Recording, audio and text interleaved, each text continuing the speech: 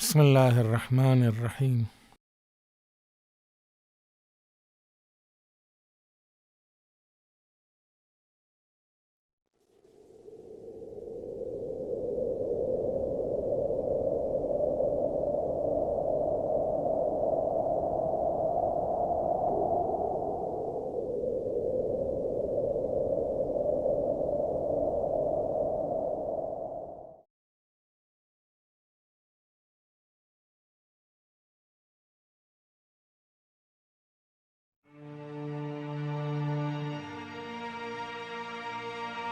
ریگستان کے درمیان ایک جنت، وہ شہر جو پیغمبر اکرم صلی اللہ علیہ وآلہ وسلم کے وجود کی برکت سے عشق و امید اور مہر و وفا کا مرکز بن گیا۔ یہ شہر مدینۃ النبی ہے۔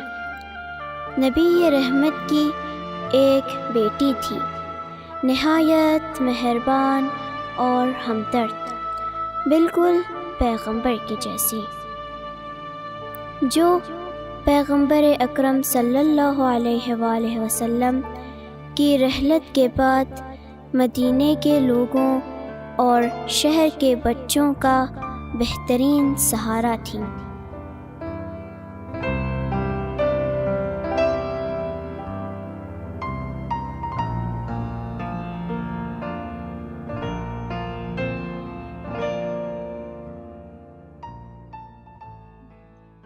سلام بچوں۔ وعلیکم السلام ہانیہ۔ بچیوں کیوں بیٹھی ہوئی ہو؟ آؤ کوئی کھیل کھیلیں۔ ہمارے دل دکھے ہوئے ہیں، ابھی چند دن پہلے پیغمبر اکرم اس دنیا سے رخصت ہو گئے اور ہمیں غمزدہ کر دیا۔ ہاں، پیغمبر کتنے مہربان تھے اور بچوں سے کتنی محبت کرتے تھے۔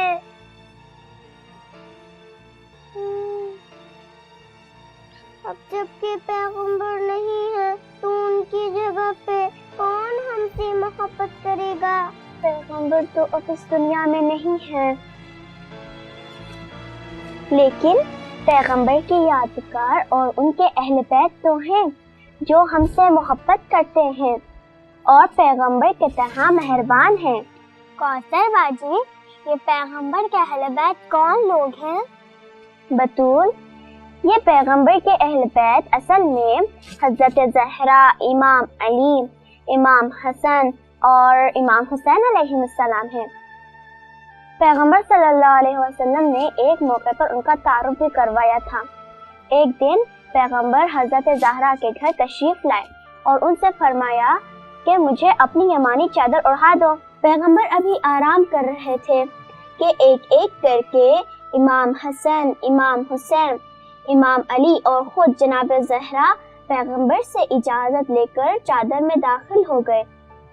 اس وقت پیغمبر سب کو چادر میں لے کر خدا کی بارگاہ میں دعا کی، یا اللہ، یہ میرے اہل بیت ہیں، انہیں ہر طرح کی برائی سے محفوظ رکھ۔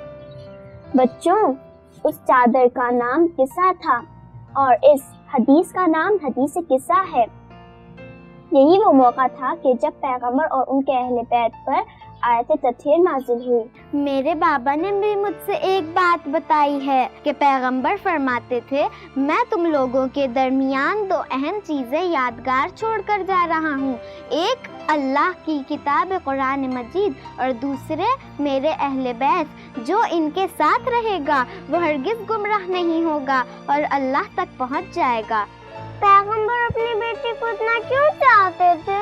کیونکہ حضرت زہرا دنیا کی تمام عورتوں کی سردار تھی اور خدا ان کو بہت پسند کرتا تھا، اسی لیے پیغمبر بھی ان کو بہت چاہتے تھے۔ میرے بابا نے بھی مجھے یہ بتایا ہے کہ جب بھی حضرت زہرا پیغمبر کے پاس آتی تھی تو پیغمبر ان کی تعظیم کے لیے اٹھ جاتے تھے اور ان کے ہاتھ چومتے تھے۔ میں نے بھی سنا ہے۔ اور بچوں، میں نے یہ سنا ہے کہ حضرت زہرا کو ام عطیہ کہتے ہیں۔ کیا کوئی بیٹی اپنے باپ کی ماں بھی ہو سکتی ہے؟ बतूल, जब पैगंबर अकरम मक्का में रहते थे तो जानती हो बुरे लोग उन्हें तकलीफ़ पहुंचाते थे, उन्हें पत्थर मार के ज़ख्मी कर देते थे, उन पर कूड़ा फेंकते थे। उम्मुल मोमिनीन हज़रत खदीजा के इंतकाल के बाद पैगंबर जब घर में तशरीफ़ लाते तो बीबी ज़हरा माँ की तरह उनसे मोहब्बत का इजहार करती, उनके ज़ख्मों पर मरहम पट्टी करती थी, उनका ख्याल रखती थी। यही वजह थी कि पैगंबर अकरम बीबी ज़हरा को उम्मे अबीहा कहते थे।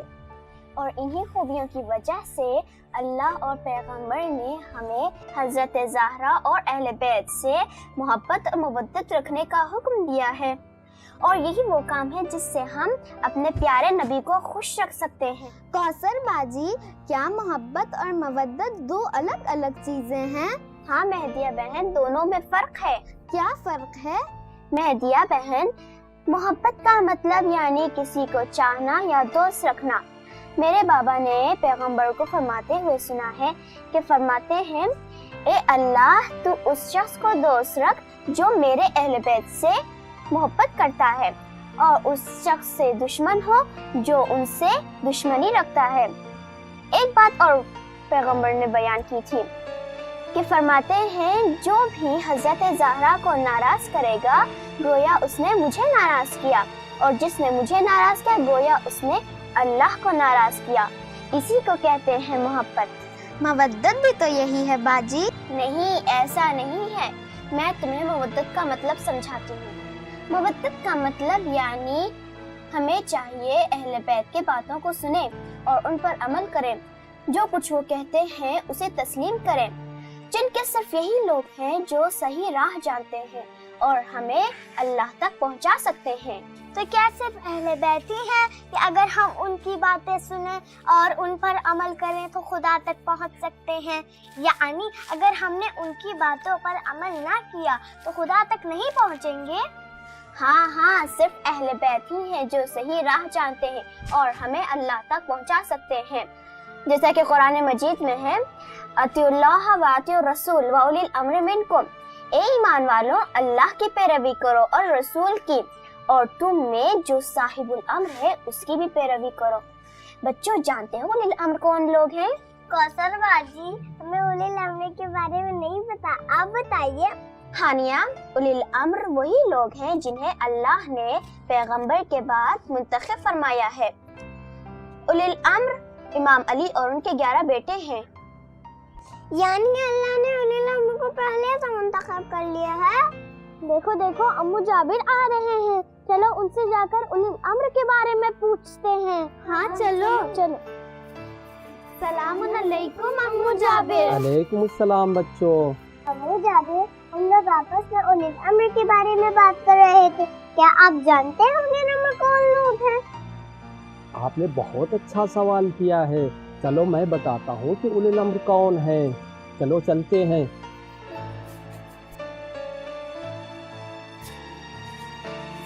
जब उलिल अम्र की आयत नाजिल हुई तो मैंने ही असहाब के मजमे में से उठ के रसूलुल्लाह सल्लल्लाहु अलैहि वसल्लम से पूछा था, या रसूल अल्लाह, ये उलिल अम्र कौन है?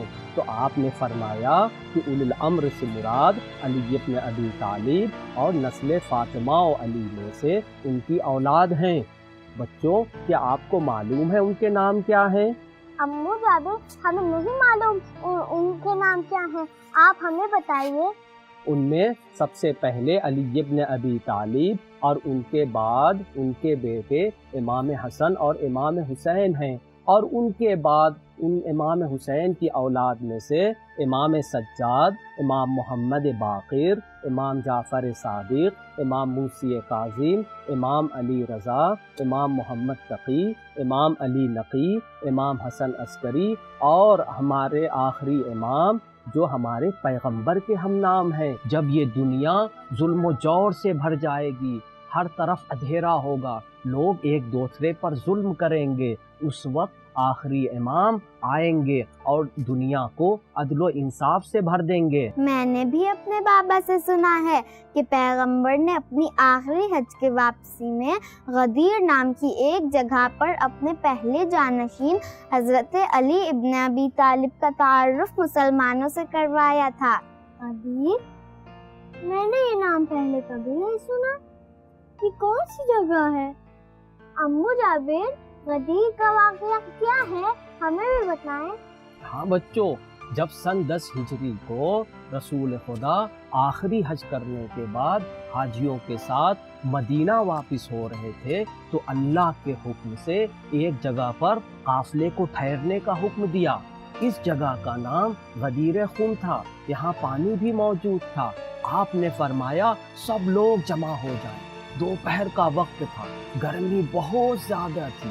لوگ ایک دوسرے سے پوچھنے لگے کس ضروری کام کے لیے رسول اللہ نے سب کو ایک جگہ جمع ہونے کا حکم دیا ہے؟ آپ نے ممبر بنانے کا حکم دیا تاکہ مسلمانوں سے بات کر سکے۔ بچوں، کیا آپ کو معلوم ہے ممبر کس چیز سے بنایا گیا تھا؟ جی، میرے بابا نے بھی بتایا تھا کہ غدیر میں ممبر اونٹوں کے پالانوں سے بنا تھا۔ شاباش، اس مجمع میں 1 لاکھ سے زیادہ افراد موجود تھے۔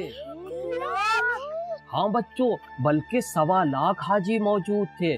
پیغمبر نے حضرت علی کا ہاتھ تھاما اور اپنے ساتھ ممبر پر لے گئے۔ امو جابر، میرے بابا نے بھی مجھ سے ایک حدیث بیان کی تھی کہ پیغمبر فرماتے ہیں میں تم لوگوں کے درمیان 2 اہم چیزیں یادگار چھوڑ کر جا رہا ہوں، ایک اللہ کی کتاب قرآن مجید اور دوسرے میرے اہل بیت۔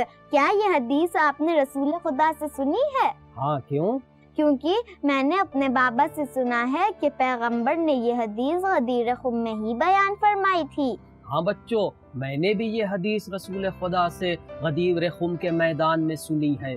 جب پیغمبر اکرم مولا کائنات کو ممبر پر لے گئے تو لوگوں سے پوچھا کیا میں تمہارا مولا اور سرپرست نہیں ہوں؟ سب نے ایک زبان ہو کے کہا یار ہاں یا رسول اللہ، آپ ہمارے مولا اور سرپرست ہیں۔ تب آپ نے فرمایا جس کا میں مولا اور سرپرست ہوں، میرے بعد یہ علی ان کے مولا اور سرپرست ہیں۔ امو جابر، مولا کا مطلب کیا ہوتا ہے؟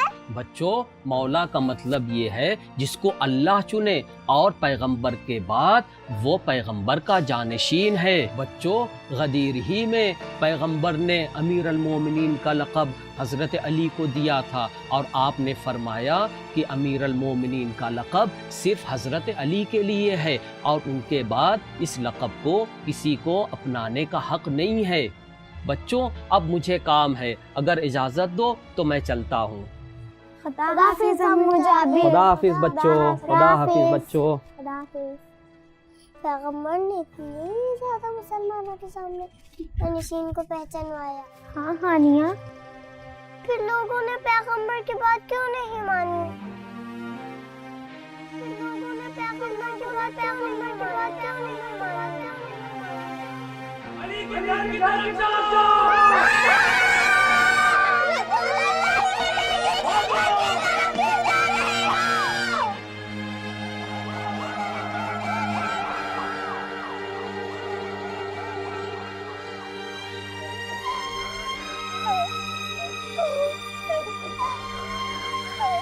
سلام اے مدینے، سلام اے شہر نبی، سلام اے شہر رسول۔